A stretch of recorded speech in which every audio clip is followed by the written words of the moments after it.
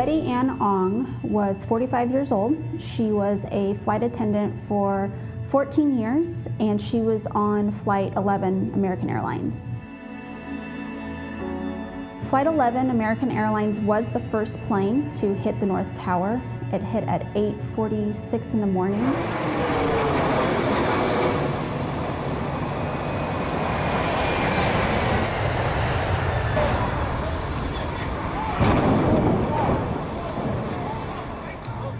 Betty was the first person to tell authorities on ground what was happening on the plane.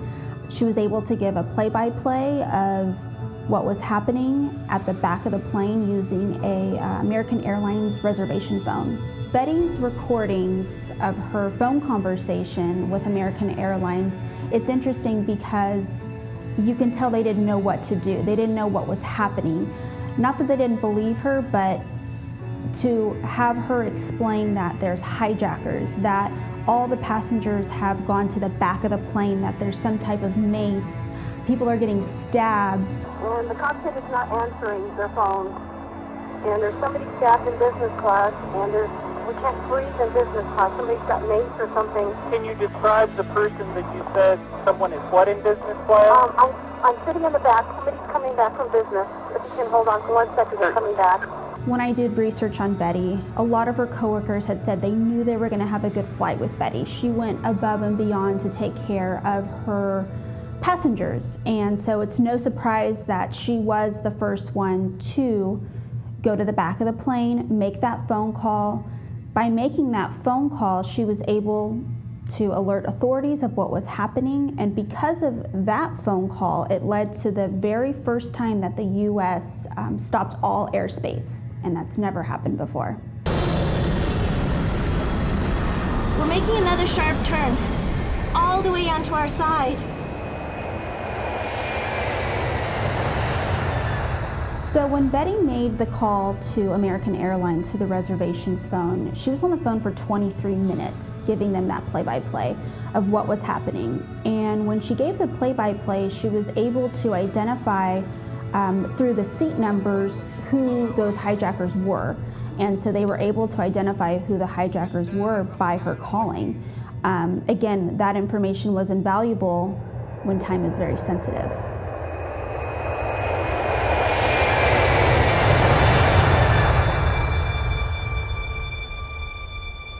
What's interesting about the phone conversation is that the whole way through the conversation, she is extremely calm. She not once becomes hysterical. I don't know what I would do in that situation. I know I would never be as brave as Betty was. She took it upon herself to make that phone call. She could have easily called her mom, dad, sisters, brothers, but she stayed very professional and calm. Even towards the very end, her last words, she kept saying, "Pray for us, not pray for me, pray for everybody." And I think that just shows what kind of a person she was until unfortunately you don't hear any of the conversation because it hit the tower. What's going on, Betty?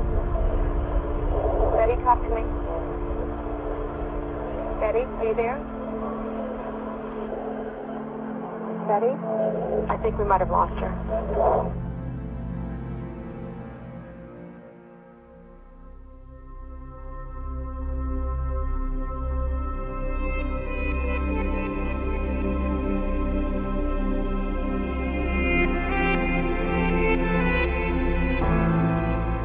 The reason Betty was on Flight 11, her intention was to go from Boston's Logan International Airport to LAX.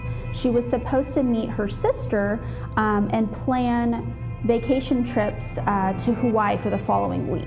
So that was her intention, was to go on vacation with her sister.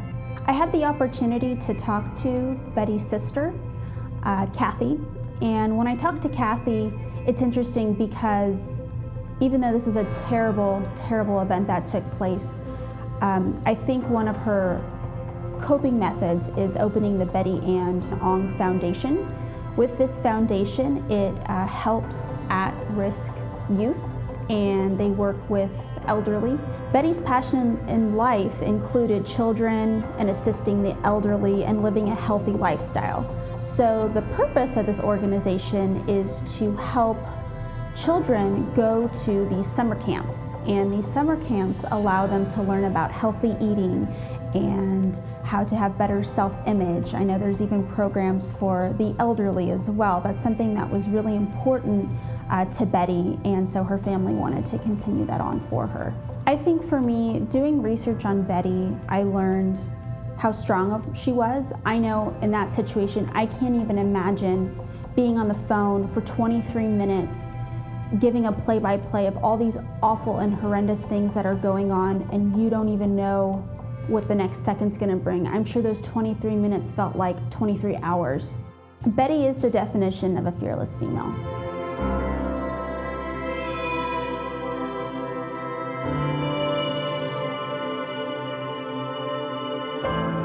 Marissa DiNardo Short, she was a commodities broker for Cantor Fitzgerald. Well, what's sort of chilling and heartbreaking was her mother's birthday was the day before, on September 10th.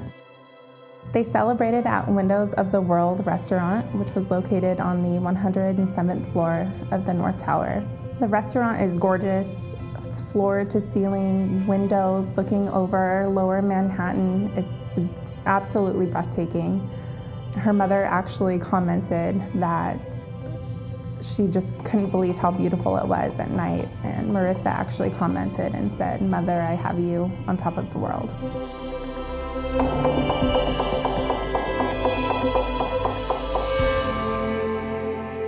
Her mother actually urged her to stay home the next day to rest, since she was stressed at work.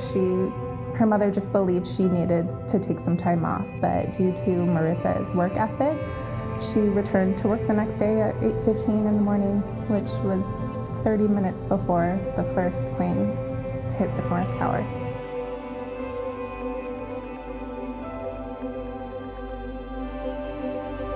So she was above the impact.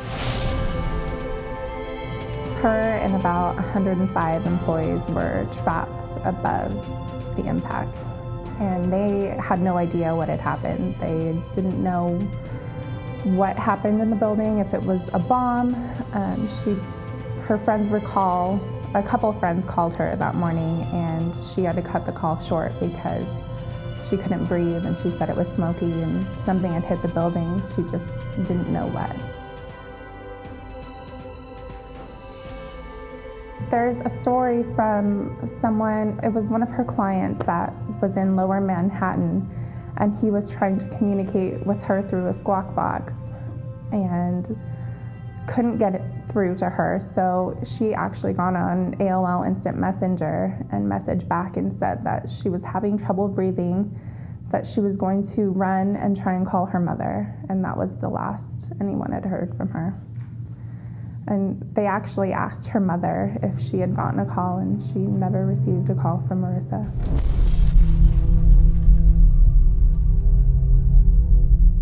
So unfortunately, her body was never found. It was never recovered. Her mother and her brother tried endlessly to find her with flyers, posters. They searched every day they could, and unfortunately, she was never found.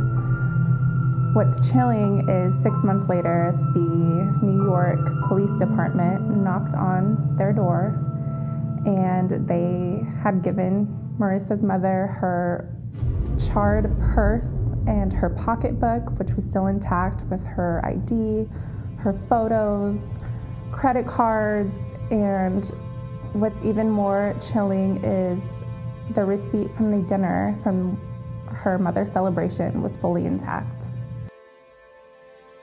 Marissa and her brother Harley were very close siblings.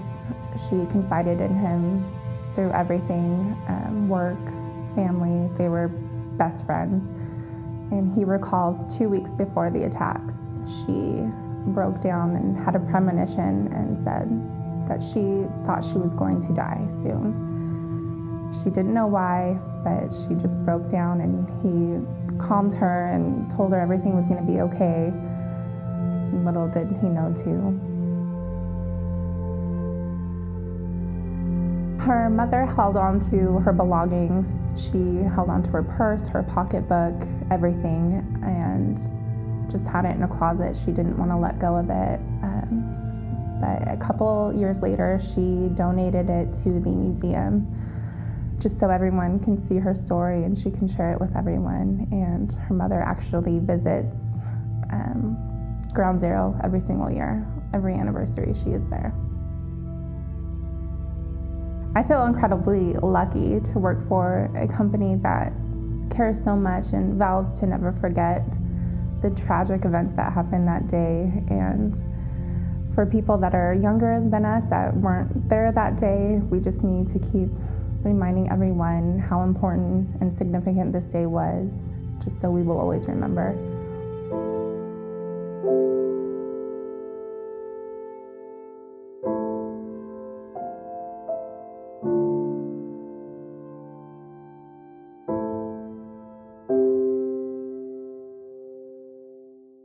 For me, I think it's amazing to look into these people and tell the stories so many years later.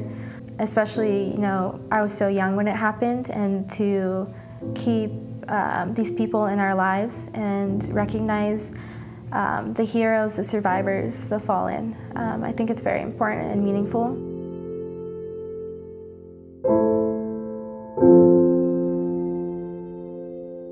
Vanessa Lawrence, she's from Manchester. She's this wonderful artist who does paintings and sculptings. When 9/11 happened, she was 26 years old. She was a part of a residency program by the Lower Manhattan Cultural Council. On the morning of 9/11, she went in at 6 a.m. She was so excited to work on her painting that she had been working on the day before. It was of the Manhattan sunrise. She just had the best view on the 91st floor. You're just on top of the world. And so she went in that morning to work on her painting. And then at 8:30 a.m., she tore herself away to get a juice and to call her friend who was going to be visiting her that day. So she went from the 91st floor and went down. And then when she returned back up, just as she stepped out of the elevator, the North Tower was hit just 2 floors above her.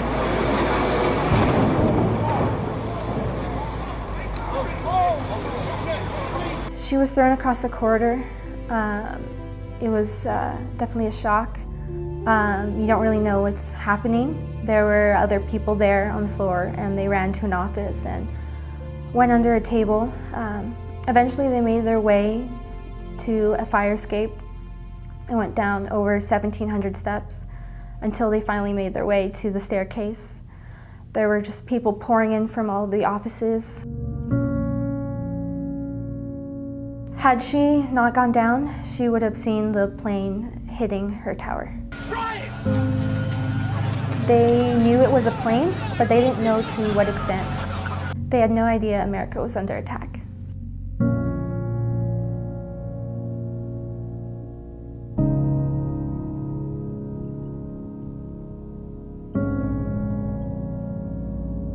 Vanessa made it out of the building, but right as she did, the South Tower collapsed. There's just a cloud of debris coming down right as she gets out of the North Tower. She looks around to find a place to go. She sees a subway tunnel, but right as she starts to head that way, a cloud of debris comes up. She runs across the street where she's comforted by, she later discovers, is a firefighter who calms and reassures her and puts his jacket on her.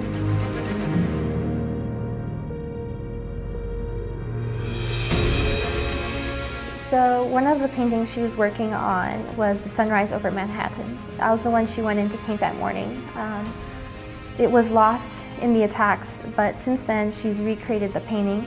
It's absolutely beautiful, and it looks just like this picture I found from inside the building, where you just see this beautiful Manhattan skyline.